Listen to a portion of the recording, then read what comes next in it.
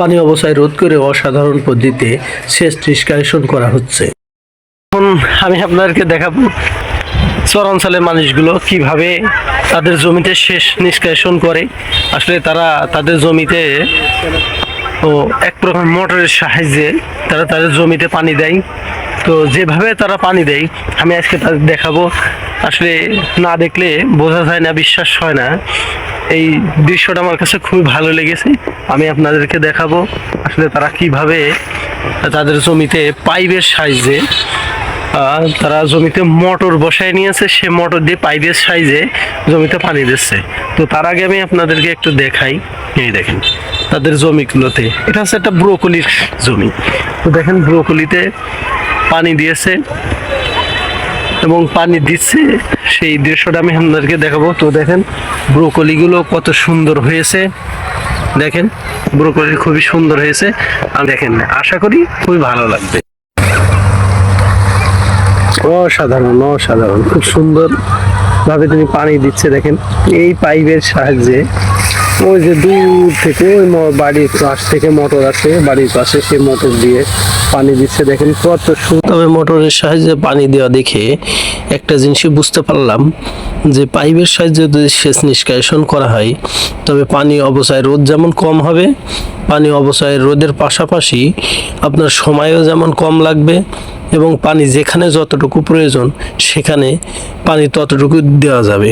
যেখানে পানি কম প্রয়োজন সেখানে কম দেওয়া যাবে, যেখানে বেশি প্রয়োজন পানির সেখানে পানি বেশি দেওয়া যাবে।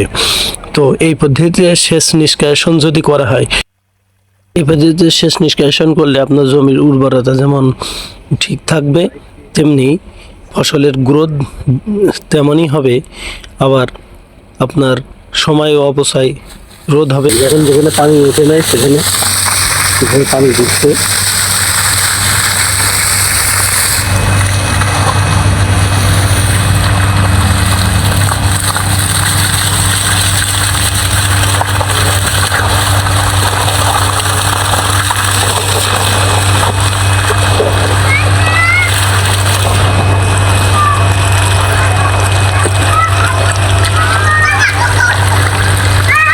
পদ্ধতিটা অবলম্বন করে তারা এই কারণে যে তাদের জমিতে যতটুকু যেখানে পানি প্রয়োজন তারা সঠিক সময়ে সঠিক পরিমাণ পানি সেখানে দিতে পারে, এবং যেখানে পানি কম প্রয়োজন সেখানে তারা পানি কম দেয়, আর যেখানে বেশি প্রয়োজন পানি তারা সেখানে ঠিক সেই পরিমাপই দেয়।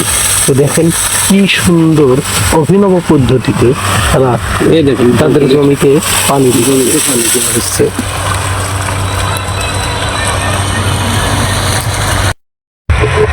খুব সুন্দর, আসলে না দেখলে বিশ্বাস করা যায় না। খুবই সুন্দর পাইপের মাধ্যমে পানি দিচ্ছে। আর কতটুকু সময় লাগবে পানি দিতে? 1 ঘন্টা না।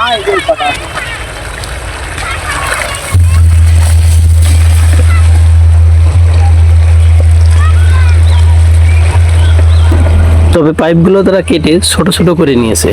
তো এক জায়গা থেকে আর এক জায়গায় পাইপ নিয়ে যাওয়ার জন্য এবং পানি দেওয়ার সুবিধার্থে পাইপগুলো কেটে ছোট করে নিয়েছে, যে যেখানে যতটুকু প্রয়োজন ততটুকু সেখানে পানি দেবে। তো দেখলে আমরা বুঝতে পারছি পাইপগুলো আসলে কেটে তারা ছোট ছোট করে নিয়েছে, যে এক স্থান থেকে পানি আরেক স্থানে দেওয়ার জন্য, অর্থাৎ এক বেড থেকে আরেক বেডে পানি নেওয়ার জন্য।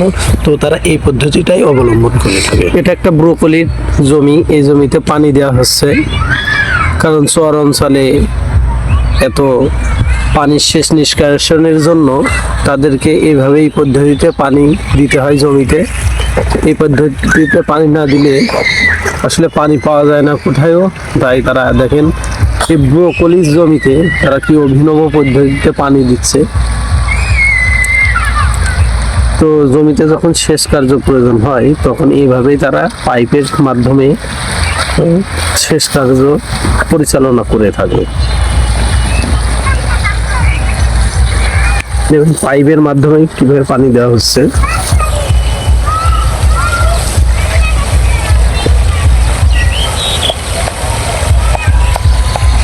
তো আমি একটু দেখাই ব্রোকলির জমিটা, ব্রোকলিগুলো, এই ব্রোকলির চারাগুলো কত সুন্দর হয়েছে। তো পানি দেওয়া হচ্ছে এখন, দেখুন